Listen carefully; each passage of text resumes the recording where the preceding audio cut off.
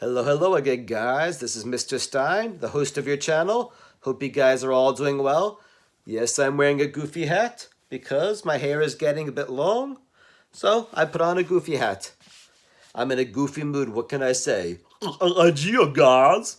Anyway, as promised, this time around I'm going to make a giraffe video.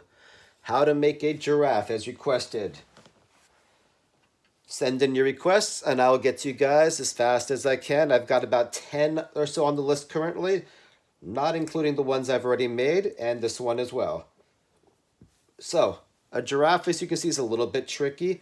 There's no exact shapes to be used to start off, so you just have to follow me one step at a time, and you'll need an eraser to erase a few spots here and there. So, I like to start with the top of the head.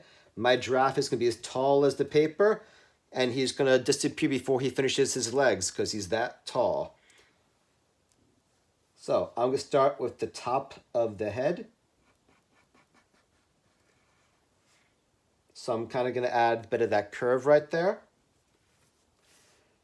I'm going to come out and down. That's going to be his nose. And then come back in. Start on this curve about halfway and make the second part of his mouth. And then I'm going to curve up and back all the way up. See? You now have kind of a giraffe head and mouth. He needs a bit of a nose. Right? He needs one ear. I like to go big. And the inside of the ear, so same exact shape, just smaller. I'll shade it in a little bit just so you can see it better. I have the colored one next to this one because I'm not going to color this one, but you can pause the video when you're all done and check out the colors or make your own funky colored giraffe.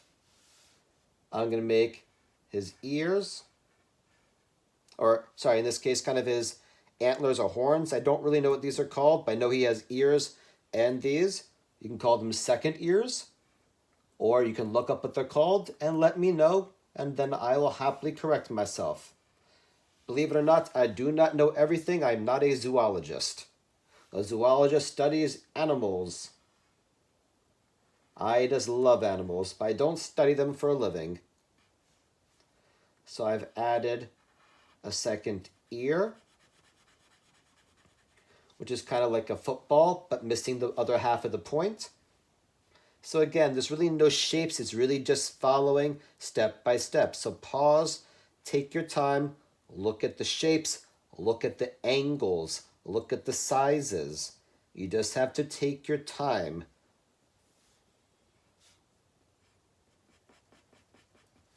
I'm just going to shade those in a little bit for you guys.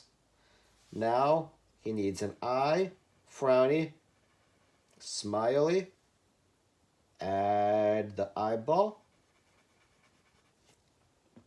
and you have his head. Now, his neck. Giraffes have long necks.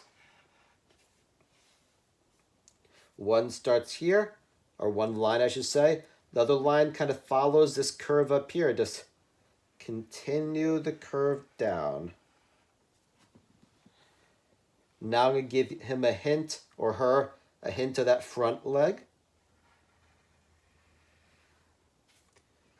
And where the knee probably is. Because again, the giraffe is much taller. This is really just the top half of the leg. I wanted to make it big enough that you could really see it. And the only way to do that was to cut off part of the giraffe.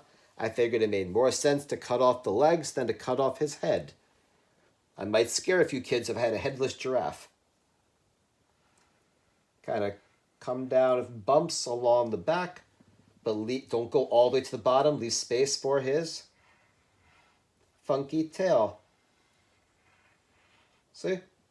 Then finish up. Now, before I give him his spots or her spots, I want to show where other parts like the legs would go.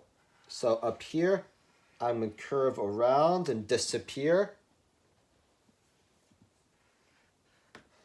This looks like the thigh muscle and the beginning of the calf muscle. The thigh muscle is the upper leg like you have. The calf is the lower leg. See? Same with this one. I want to show where the legs are first. Now down here would probably be the hint of the other leg. I can kind of make it right here if you want, a little bit. And then you're going to add the spots. Now I chose to go with geometric, not organic. Geometric means straight angles. Organic would be curvier angles with no vertices. Vertices are the corners. So I like to go a little bit bigger with my shapes. One, they're easier to color. Two, I think they pop out more. So again, I'm going geometric, so I'm keeping my lines straight as I make my spots. I'm going big, so I don't have 300 spots to try to color in. I'm making sure they all touch the edge. See, I'm rushing a little bit. I want them to all touch something so they're not floating.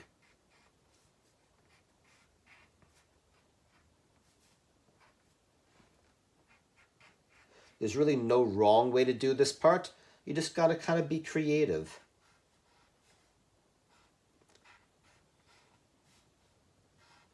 I am gonna make a couple that float because it's such a big shape over here.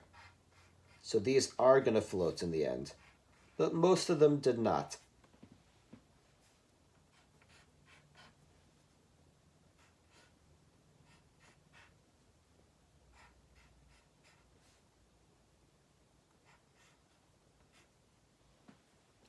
And I have my giraffe. Now you just take your time and color it in. The giraffe would have a yellowish skin and brownish spots, or shapes in this case. Give him a pink tongue or a red tongue if you like, a black eye, or a black pupil I should say, with the white eye around it. And voila! You can put your giraffe in the zoo, you can put him out somewhere where he lives. Again, I don't know exactly where he might live, but maybe he's in some tall grass. He probably needs a really tall tree to eat out of. So maybe a really tall tree in the distance.